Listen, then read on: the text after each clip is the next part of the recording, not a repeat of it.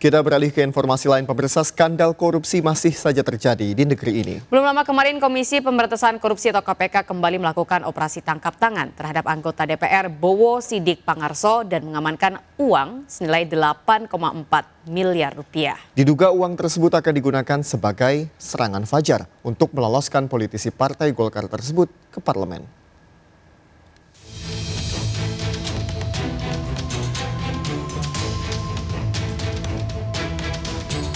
Komisi Pemberantasan Korupsi (KPK) kembali mengejutkan publik dengan keberhasilannya melakukan operasi tangkap tangan terhadap salah seorang anggota DPR, Bowo Sidik Pangarso.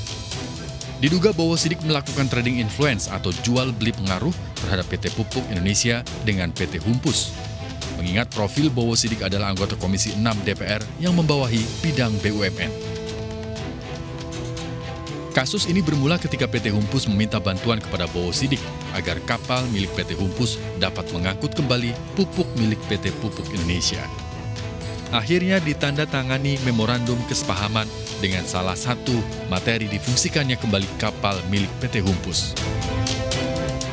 Untuk merealisasikan hal tersebut, pihak PT HTK meminta bantuan saudara BSP, yaitu yang anggota DPR RI tersebut. Lalu pada tanggal 26 Februari 2019 dilakukan MOU antara PT Pilog dengan PT HTK. Komisi Anti Rasuah ini berhasil mengamankan uang sebesar 8,4 miliar rupiah. Uang ini diduga berasal dari pemberian pertama hingga pemberian ke-6 terkait dengan pelolosan kapal milik PT Humpus. Uang 8,4 miliar yang telah disita KPK dipecah ke dalam Rp20.000 dan Rp50.000. Diduga uang ini akan digunakan sebagai serangan fajar untuk meloloskan Bowo Sidik duduk kembali di bangku parlemen. Kami juga belum mengetahui indikasinya apa, tapi yang pasti diduga amplop tersebut akan dibagikan untuk kepentingan pemilu legislatif nanti.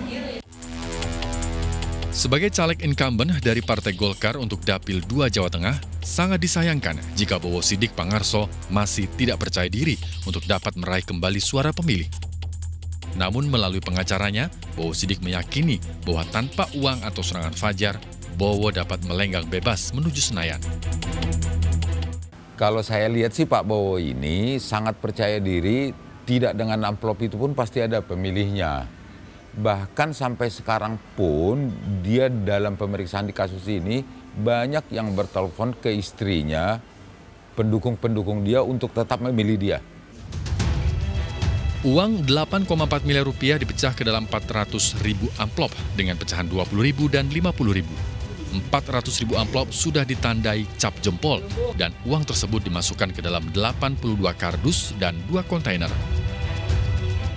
Dan itu yang diduga akan dilakukan oleh BSP, mengumpulkan uang dan memasukkan ke amplop sampai dengan 400.000 amplop.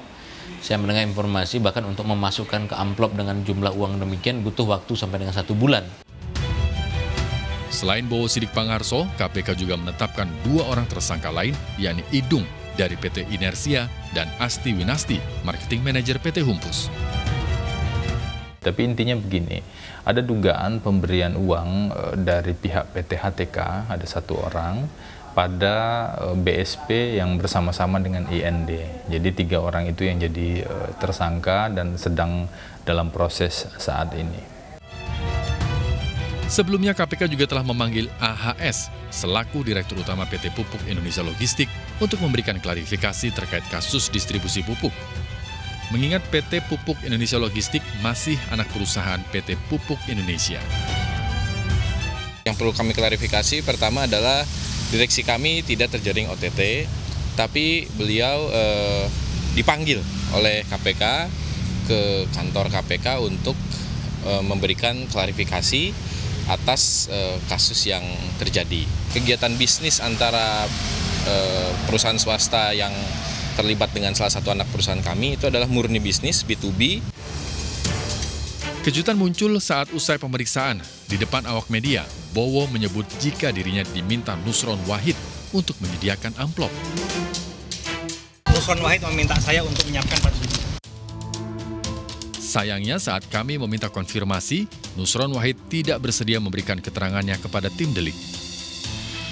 Sementara itu melalui pengacaranya, Saud Edward mengatakan jika uang yang diterima Bowo Sidik juga berasal dari salah seorang menteri dan seorang direktur BUMN. Nah, yang sisanya sebesar 6, sekian itu diberikan oleh 3 orang. 3 orang. Salah satu adalah menteri yang masih duduk di jabatannya saat ini. Ya, satu lagi saya belum bisa menyebutkan namanya, direktur BUMN besar. Lalu apakah korelasi antara Bowo Sidik Pangarso dengan Nusron Wahid? Faktanya, keduanya merupakan caleg dari Partai Golkar yang sama-sama bertarung di Pileg untuk Dapil Jawa Tengah II.